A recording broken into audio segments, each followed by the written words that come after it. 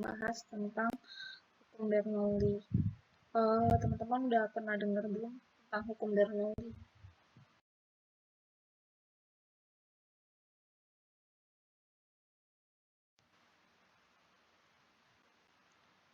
Yang pertama, sejarah singkatnya siapa penemunya. Kemudian hukum Bernoulli itu seperti apa? Selanjutnya yaitu syarat hukum Bernoulli berlaku dan penerapannya. Dan yang terakhir itu contoh soal. Jadi kita mau mencoba beberapa soal tentang hukum Bernoulli. Itu ada tipe sedikit. Udah siap belajar semuanya? Kita lanjut ya.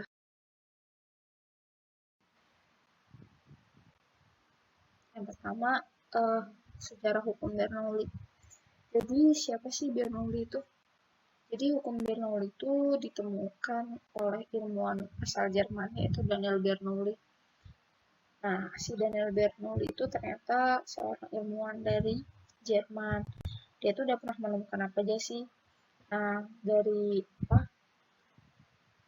penemuan-penemuan itu, Bernoulli berhasil menerbitkan sebuah buku berjudul Hidrodinamika pada tahun 1738. Jadi memang spesialis di bidang hydrodynamic ya, atau fluida dinamis.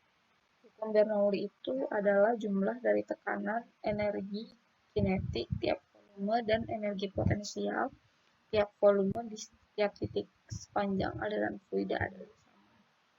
Jadi bunyi hukumnya itu. Jadi hukum Bernoulli adalah jumlah dari tekanan, energi kinetik tiap volume dan energi potensial tiap volume di setiap titik sepanjang aliran fluida adalah sama.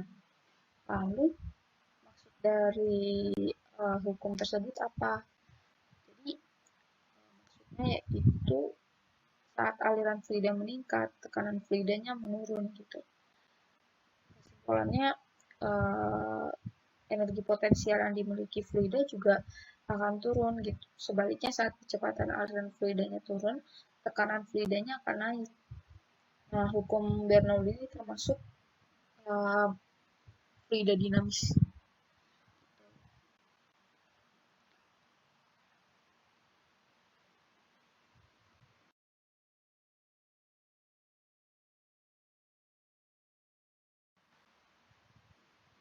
Terus tadi kan bunyi hukum Bernoulli itu jumlah tekanan, energi kinetik dan energi potensial selalu sama gitu kan. Nah, itu jadi makanya secara matematis ditulisnya seperti itu. Kita ingat kan, kalau P itu tekanan, terus setengah kali rho kali V kuadrat itu energi kinetik. Terus kalau rho dikali G dikali H itu energi potensial. Nah, ini contoh ilustrasinya ya. Jadi ada pipa yang punya penampang beda, itu kan A1 sama A2 itu kan luas penampangnya itu beda. H1 dan H2 nya juga beda. Nah, itu ada Rho1, V1, Rho2, V2 gitu. Tadi udah disebutin di awal ya. Hubungan antara keduanya itu gimana gitu. Nah, terus untuk memenuhi definisi dan persamaan hukum Bernoulli itu sendiri, hukum Bernoulli itu punya syarat.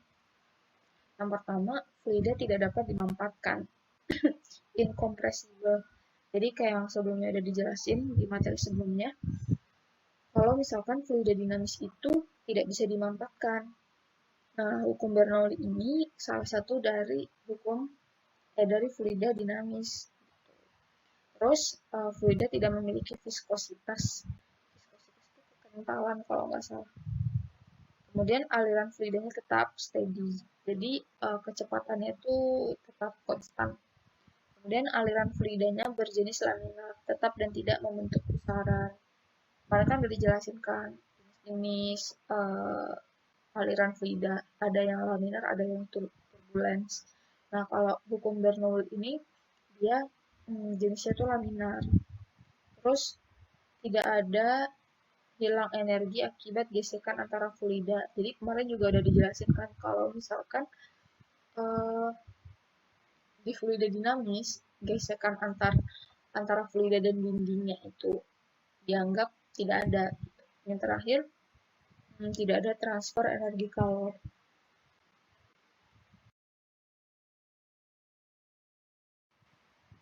Terus penerapan hukum Bernoulli itu ternyata banyak banget di kehidupan kita sehari-hari ya.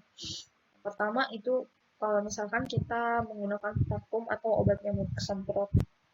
Jadi seperti yang sudah disebutkan sebelumnya, eh, contoh sederhana hukum Bernoulli itu bisa dilihat dari parfum sama obat nyamuk semprot. Ketika kita menekan parfum, parfum ke bawah kan. Nah, cairan bawah itu akan bergerak dengan laju kecepatan rendah dan kelajuan rendah. Nah, akibatnya tekanan di cairan bawah akan semakin tinggi. Ingat kan, di awal tadi dibilang, kalau misalkan kelajuannya rendah, tekanannya naik. Tapi kalau kelajuannya naik, tinggi, tekanannya yang turun.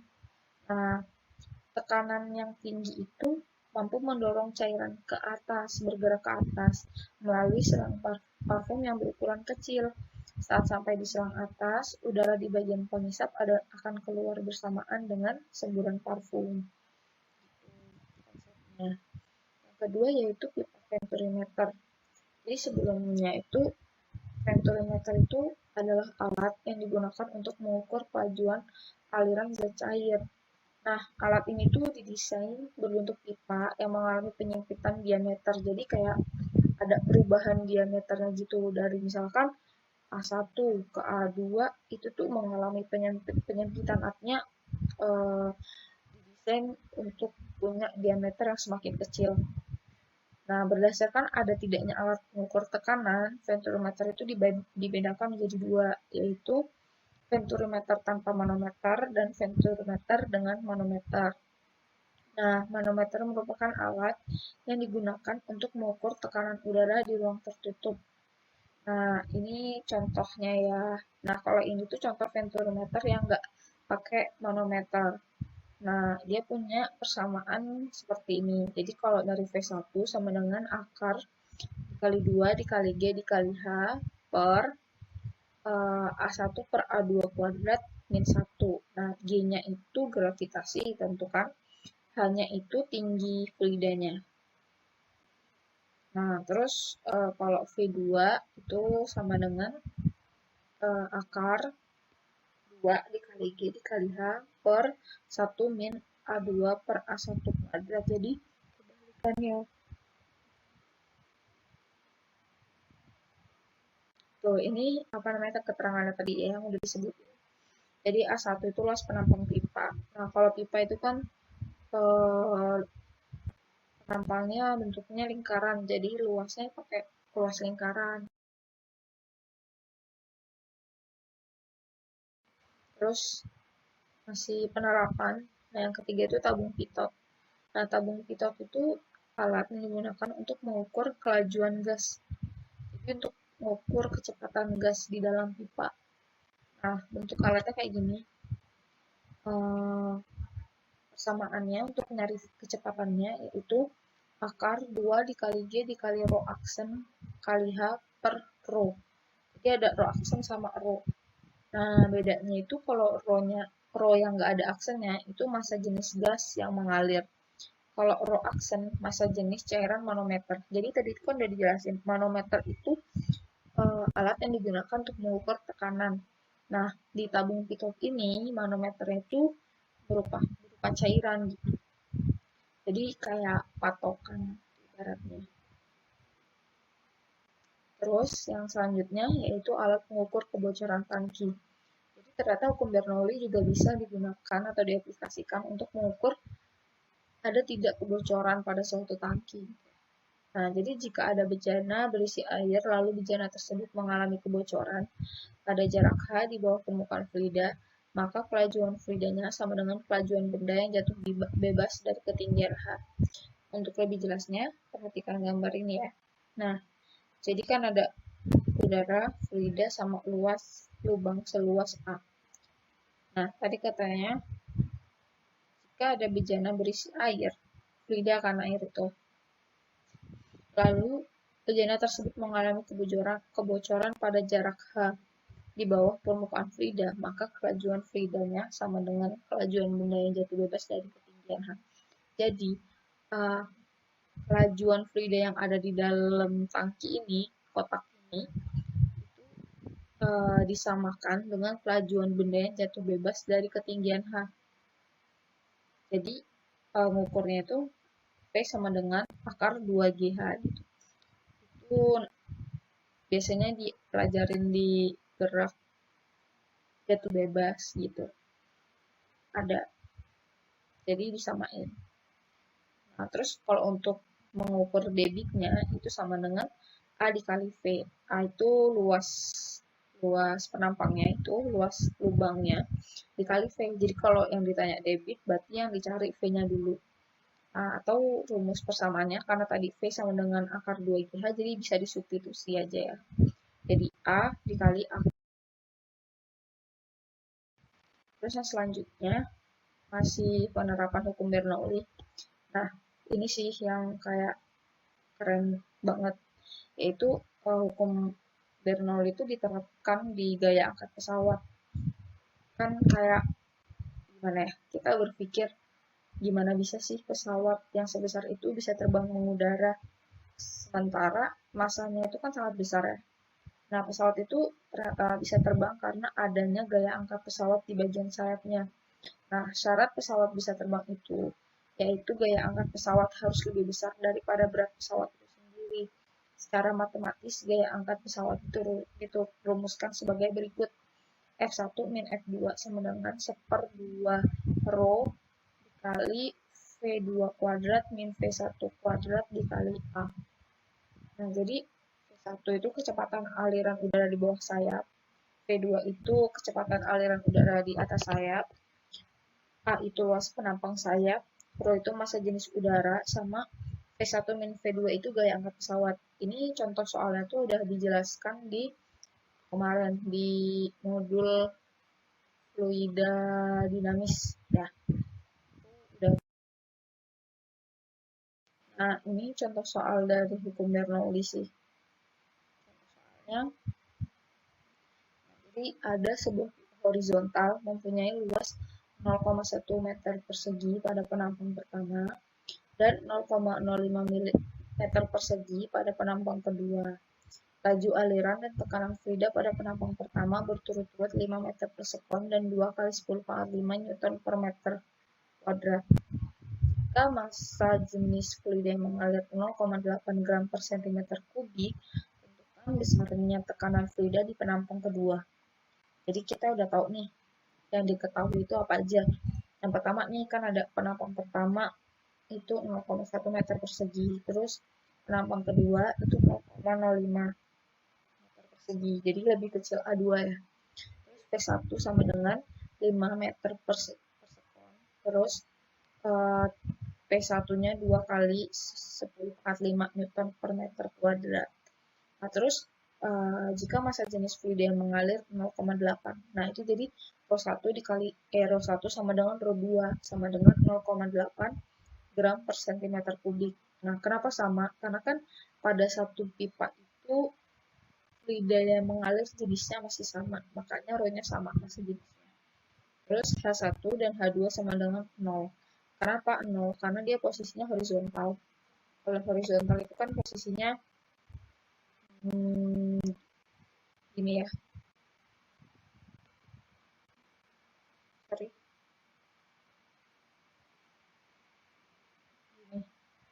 Jadi misalkan pipanya gini.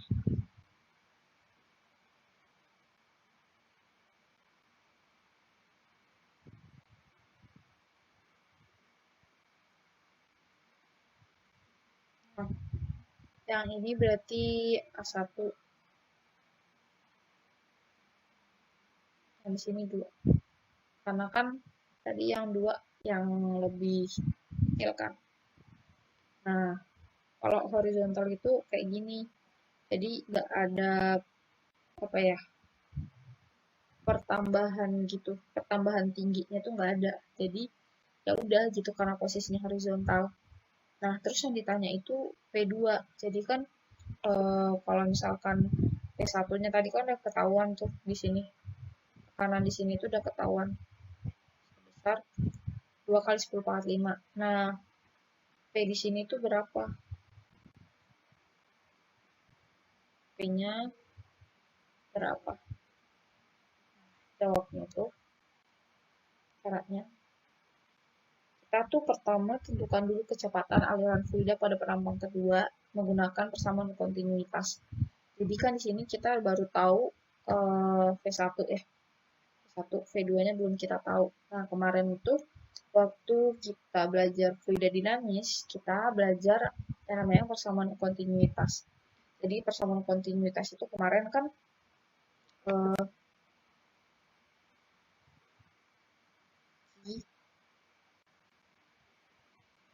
sama dengan A dikali V.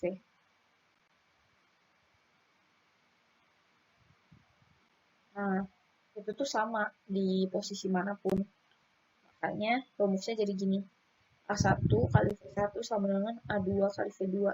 Tinggal kita masukin aja nilainya. Jadi A1-nya kan 0,1 dikali V-nya itu 5 meter per sekon. Terus A2-nya 0,05 dikali V2. Nah, kalau kita cari V2 berarti kan 0,05-nya pindah ruas jadi pembagi.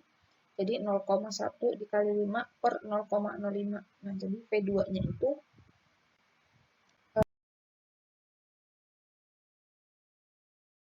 kali ini. Semoga bermanfaat buat teman-teman semua.